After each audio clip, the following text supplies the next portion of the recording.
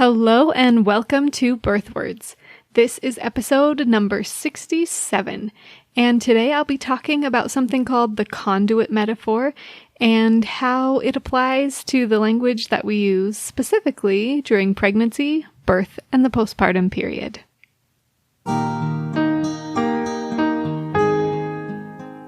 Welcome to Birth Words.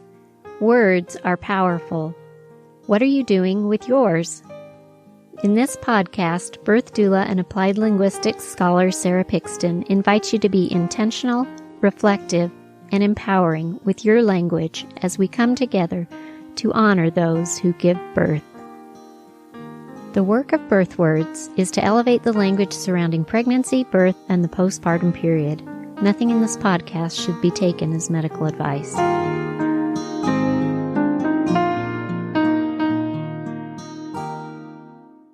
Welcome to episode 67 and the first episode of 2021. I want to start out with an exciting personal announcement to kick off the new year, and that is that I have officially graduated from my master's program in applied linguistics, and so I now officially have a master's degree in applied linguistics from UMass Boston. It has been such a fun journey. I have done the program slowly over about 4 years.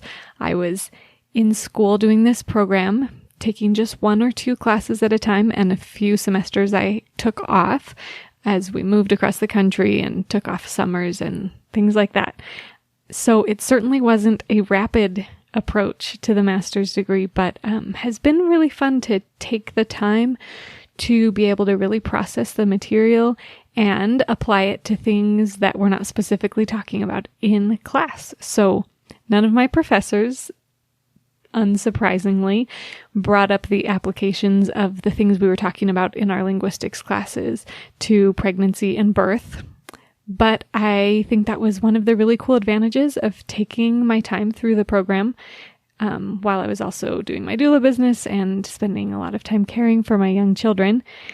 It was really cool that as I was doing it slowly, I was able to take some time to be reflective and apply the things that I was learning outside of the specific applications that we were talking about in my classes. So hooray, that's my exciting announcement. Now I want to talk to you about the topic for this episode. And like I said in the welcome at the very beginning of the episode, we're talking about the conduit metaphor. So for anyone totally unfamiliar with what this is, a linguist named Michael Reddy recognized that there's this weird metaphor that we tend to use with our language and our culture and our actions and typical behavior and speech reinforce the conduit metaphor. This metaphor is an oversimplified understanding of language, and it conceptualizes communication as if it's a straightforward process, like you're sending something through a conduit, or like you're packaging up your meaning into your words and sending them to your listener, the person that you're conversing with, and they unproblematically open it up, understand precisely what you've meant, and then proceed to do the same thing in the opposite direction, packaging up their meaning in words neatly, passing it through a conduit, and then you open it up and understand precisely what they've said. So the problem with this metaphor is, of course, anyone who's ever had a conversation with anybody knows that this isn't true. Misunderstandings abound, and language is not that straightforward. But there are lots of things that we do and say that reinforce this silly, oversimplified metaphor. When we say things like, whenever you have a good idea, capture it in words.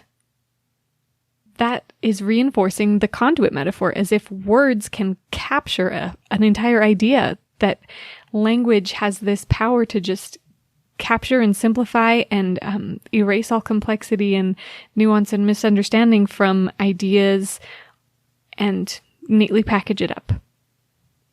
Interesting. Another thing that we say is we might say, oh, put your thoughts down on paper, as if, again, thoughts can be put into literally words and written down on paper.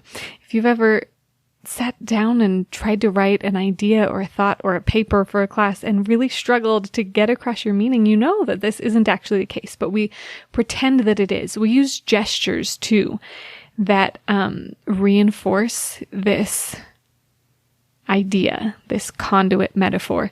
Sometimes when we're talking, we'll put our hands right next to our faces and move both hands forward in a straight line, pointing towards the person we're talking to, as if to say, look, I'm sending you my message. I'm sending you my meaning. And there's evidence even that people 2,000 years ago did similar things from records that they left and the gestures that were recorded in those records. So it seems to be really ingrained in our communication. But like we've said, it's super problematic. Language and communication are not direct and straightforward. They're complex and nuanced. So Michael Reddy, that linguist we referred to before, who identified the conduit metaphor, suggests that a better way to conceptualize language and communication is with this really kind of complex metaphor that he uses, that you imagine that there are a few people living in several different places, and they're trying to tell each other how to build or use a tool, or how to build shelter, or how to obtain food. They're trying to communicate about just basic survival things. And if you're interested in seeing more detail about this complex metaphor that I'm just kind of briefly going to skim over, I would invite you to check out the link in the show notes and look up the 1979 article by Michael Reddy that this is coming from. But he says, imagine instead of communication being this straightforward process we pretend it is, imagine instead that people are living in different areas that are divided by tall walls that you cannot see over, and they're trying to communicate to each other. And although their environments are similar, they have maybe similar trees or plants or rocks or whatever, none of the environments that the people are living in are exactly the same. But because there are these tall walls up, nobody really knows that about the other people, except through their written communication, where they slowly try to say, hey, this is how you can use this tool, or this is how you can build a shelter. But they realize as they pass communication back and forth that there's some really fundamental assumptions that they're making about what the other person's environment must be like, and that they can't give helpful instructions, for instance, about how to build a shelter until they really better understand the environment that the other person is living in. And then they, over time, tailor that communication to be able to better communicate with each other. So I'm sure you're beginning to see the connection here with communication. And this environment that each person lives in is each person's different lived experiences. And a certain word, maybe the word excited, means something slightly different to each person on the earth, because each person has a slightly different or vastly different lived experience than the person that they're communicating with. So if you use a word like excited or flamboyant or mischievous, it means something slightly different to the person you're talking with than it does to you, because every time they've heard that word throughout their life, it's been connected to a specific circumstance, and it's gained its meaning in their personal experience from those connections to the times that they've heard it in their life before. And that's different than each individual use and encounter with that word or phrase or tone or style of speaking, formality, all these things. It's slightly different for each person because each person has different lived experience. So when we communicate, it's much more like trying to understand the environment of a person whose life we really can't see than it is simply picking up our words, putting them into a box and sending them to be understood. So what does all of this have to do with pregnancy and birth and postpartum? All of the above. And the work I'm doing here at BirthWords. If I'm saying there is power in your words, then how does it help for me to say, oh, well, actually, it's really complicated?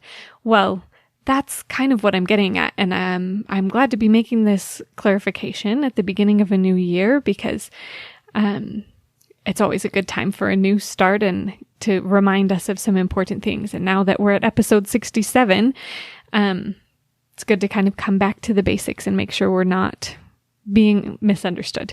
So sometimes the message of birth words can be oversimplified.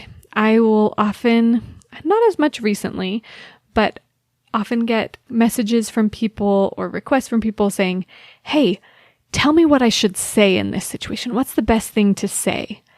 But the thing is, it's the best thing to say is so unique to each situation and depends so much on the relationship between the people who are talking, the specific lived experience of each person, and can really vary. So I can't make a chart that says, hey, you shouldn't say this word, you should say this word instead. You shouldn't use this phrase, you should use this phrase instead. So what I'm doing here in my work at Birth Words is not simply telling you the good things to say and the bad things to say, the helpful things to say and the unhelpful things to say. So rather, the thing that I want to do through this work is to continue to draw attention and awareness to the complexity and the power of language, because words are powerful. They're one of the most powerful tools we have throughout our pregnancy and as we give birth and as we figure out new parenthood in the postpartum period and as birth workers as we support families through each of those phases. And you do have power to shape and influence your reality and your perception and others' perceptions through the words that you choose. But not by simply packaging up your meaning and sending it to another person.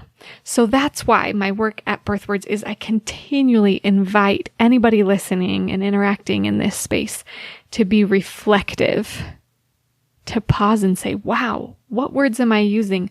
Why and to what effect? To be intentional, to pause and say, I understand that language is complex and powerful, and I'm going to choose to use my language in a way that will hopefully be as powerful and positive for the people I'm interacting with as possible.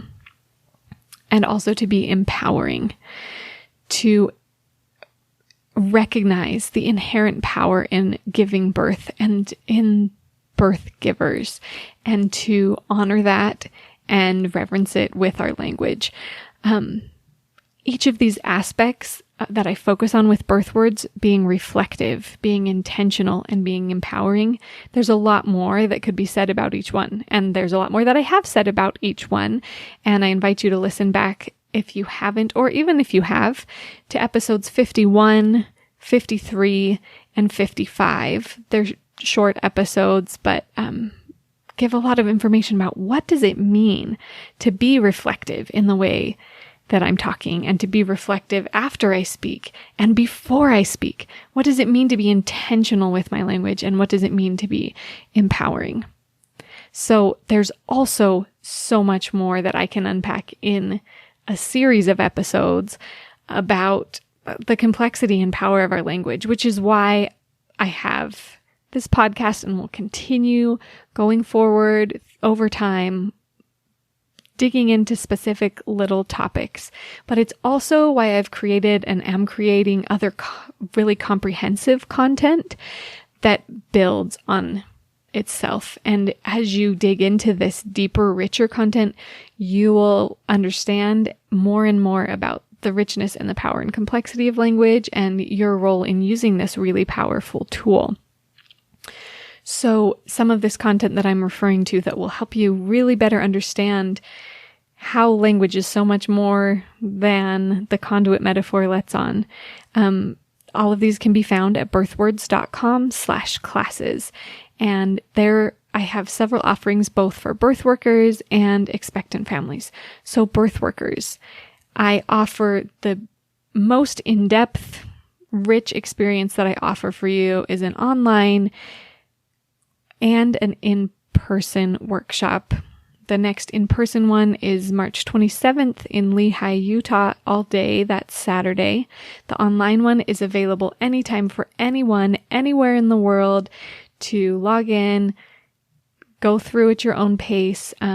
Both of them are 8 hours of content. They both are worth 8 contact hours from ICEA, so you can get contact hours towards your certification and your continuing education and learn more about the power of your words as you support your clients through preconception all the way to postpartum.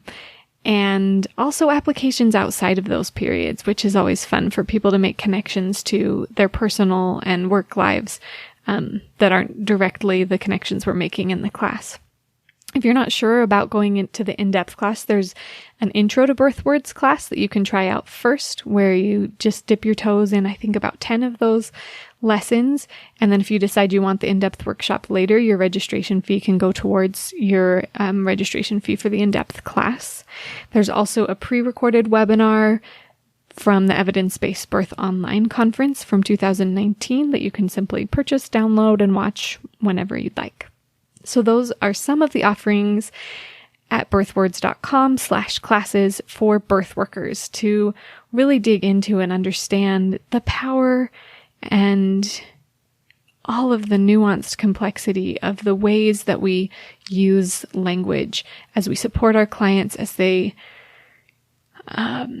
conceive or struggle to conceive, as they go throughout their pregnancy, as they prepare for birth, whether in the hospital environment or another environment, throughout the birth process, in high-risk scenarios, which we reframe with other language, and throughout the postpartum period. So I invite you to check out those resources. And expectant families, it's so important too for you to recognize that the words that you use can shape your figured worlds. We've talked about that in previous recent episodes. Can shape your perceptions and your expectations and your experience of pregnancy and birth.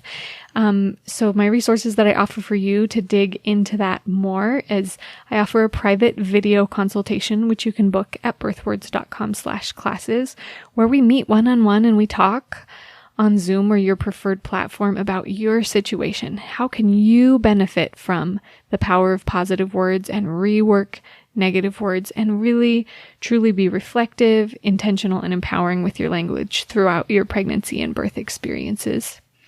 And later this year, I have a book coming out that the intended audience is expectant families. And so if you want to be the first to know any updates about that, subscribe to the BirthWords newsletter. You'll find the link at the bottom of any of the pages on birthwords.com, and you'll be the first to know when it comes out and any other updates along the way. So, my invitation this year, with new year, new commitment, is to join me on this podcast twice a month. Follow me on Facebook and Instagram at BirthWords. Join the BirthWords community group on Facebook. Search for BirthWords community and request to join that closed group. Subscribe to the newsletter with the form at birthwords.com. Sign up for classes and do more. Let's be involved and engaged and work to better understand how our words are so much more than simply packages sent through conduits to uncomplicated recipients. Our words and our language and communication are complex and they deserve our study. So let's commit this year to being more reflective, intentional, and empowering with our speech. I hope you'll join me throughout the year. If you're interested in sharing your ideas or experiences on the podcast, go to birthwords.com. If you're liking what you hear, please leave a review on your podcast app. For more resources about language for a better birth, subscribe to the monthly newsletter at birthwords.com and follow BirthWords on Instagram and Facebook.